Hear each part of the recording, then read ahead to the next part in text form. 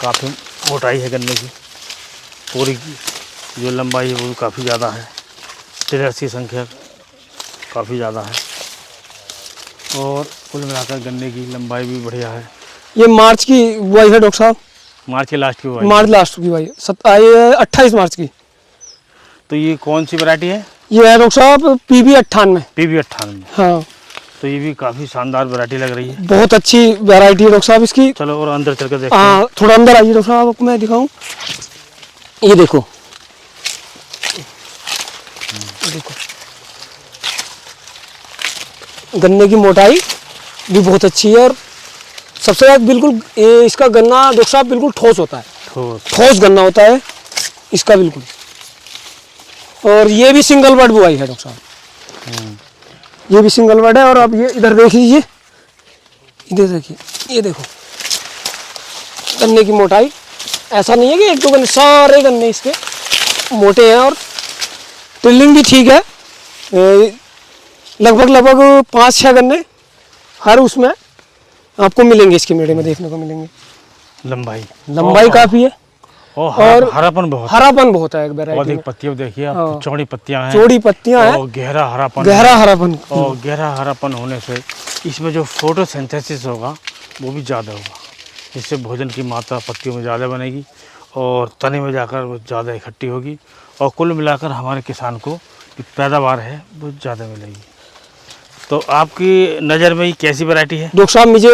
मैंने जो जब ये लगाई थी तो उस समय जो इसकी गन्ने की मोटाई थी वो थोड़ी मुझे कम लगी थी उस समय, लेकिन जब मैंने अब इसको बोने के बाद अभी ज़्यादा समय, मार्च 27-28 मार्च की बुआई है, तो इसकी ग्रोथ बहुत अच्छी है, गन्ने की मोटाई बहुत अच्छी है और अच्छी बात है कि टिल्लिंग बहुत अच्छी है। तो अब तक तो जो अधिकतर किसान भाई थे गन्ना 0-238 ही ज़्यादा बोते थे। जी। तो आपके मन में कहाँ से आई कि हम PB 98 बोएं? डॉक्टर साहब ऐसा था कि पिछली बार PB 38 में ये रेड रोड की समस्या का सभी किसानों ने सामना किया लगभग, और हमारे क्षेत्र में तो काफी ज्यादा इसकी स्थिति रही। 0-238 में बीमारी कई साल से ज़्यादा चल रही है, और जहाँ और साल में नहीं गई वो इस साल उसमें ज़्यादा दिखाई दे रही है। इस साल पिछले साल से भी ज़्यादा, लगभग ऐसा कोई खेत या कोई किसान मुझे नहीं लगता कि जो होगा बचा हुआ 100 में एक आध हो, कोई एक हो एक दो हो क्या फर्क पड़ता है, जिसके नहीं है। लेकिन अब खेत सूखने लगे तो हमारे किसान भाई काफ़ी परेशान हैं। तो फिर मैंने सोचा कि यार भाई इसका विकल्प तो ढूंढना पड़ेगा।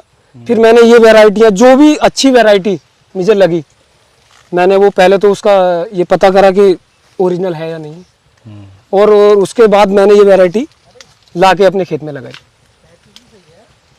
लेकिन मुझे गन्ने की मोटाई और ग्रोथ बहुत अच्छी है, जितनी बहुत कम लागत में बहुत अच्छी ग्रोथ गन्ने ने ली। तो काफ़ी शानदार प्रजाति प्रतीत हो रही है। तो सिंगल वर्ड मैंने सारी बुआई सिंगल वर्ड करी।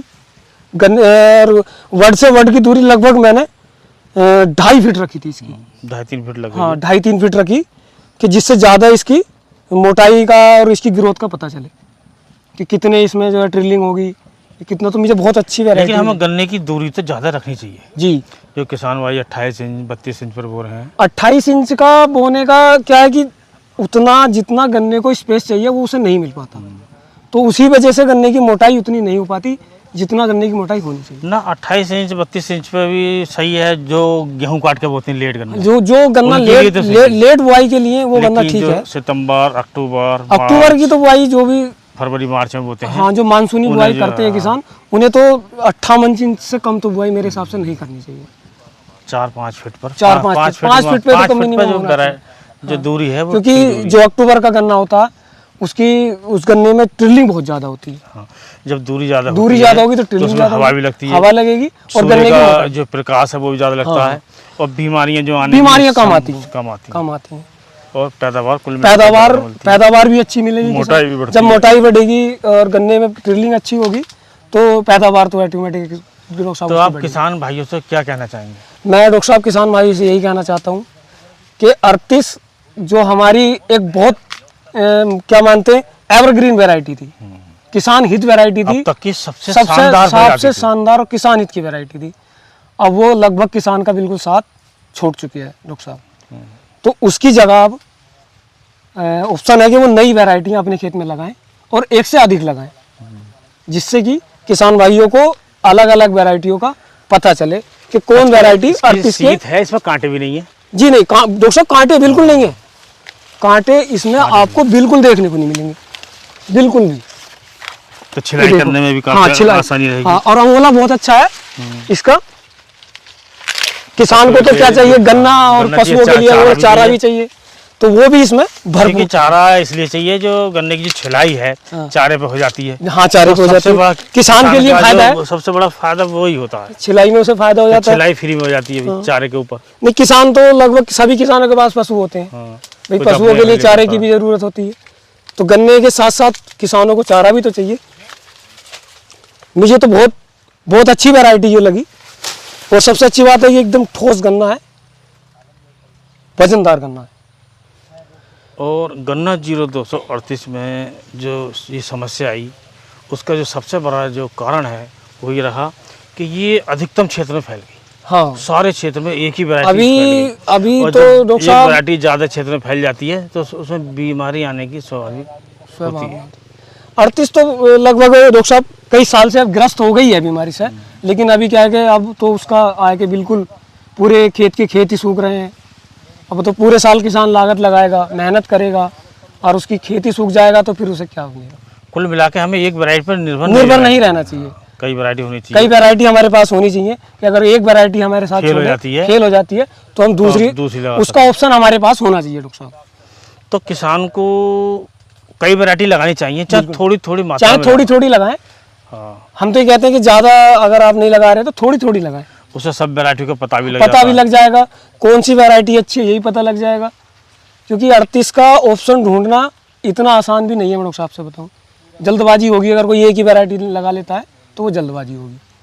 आप कई सारी वैरायटी लगाएं, जो वैरायटी पैदावार में अच्छी हो, रोग प्रतिरोधक क्षमता अच्छी हो, हाँ, यही सबसे बड़ी हाँ, जिसमें हमारा खर्च कम आए, बीमारी में जो दवाएं लगती हैं उसका खर्चा कम हो सके, उससे ज़्यादा फायदा। और जो जिसे हमारे मील भी लेने में हिचकिचाहट ना करे, हमें ऐसी वैरायटी हम सभी किसानों को भी लगानी चाहिए। कोई मील भी उसे लेंगे जो मानता, हाँ देखो, मानता हो जिसमें रिकवरी होगी तो मील भी उसी को खरीदेंगे। कुछ वैरायटी ऐसी हैं रिकवरी है लेकिन मील नहीं ले रही, उस पर भी विभाग का दबाव होता है। हाँ, तो इसलिए कई सारी वैरायटी अपने खेत में जरूर लगानी। वैरायटी अच्छी हो, मान्यता प्राप्त हो, हाँ, और रिकवरी भी अच्छी हो तो उसी में लगाने फ़ायदा है। क्योंकि जब मिलों का फ़ायदा है तो किसानों का भी फ़ायदा है, किसानों का भी फ़ायदा है। तो इसलिए मैं तो यही सभी किसानों से यही कहूँगा कि अपने आप थोड़ी थोड़ी वैरायटी लगाएं, और ये 38 का ऑप्शन जो भी है उन्हें लगे उसे ज़्यादा बढ़वा दें। तो आप एक बार अपना नाम, गांव और ज़िला और मोबाइल नंबर बता दीजिए। डॉक्टर साहब, मेरा नाम हरविंदर चौधरी है, ज़िला हमारा मुरादाबाद है, गांव पड़ता है जी हमारा खंडसाल जमनिया। लेकिन ज़िला मुरादाबाद होने के बावजूद हम अमरोहा के बहुत करीब है, क्योंकि हमारा बॉर्डर का गांव पड़ता है, बिल्कुल बॉर्डर गांव, तो इसलिए अमरोहा पास में। अमरोहा हमारे बहुत पास में है। और मोबाइल नंबर मेरा है 8755566474।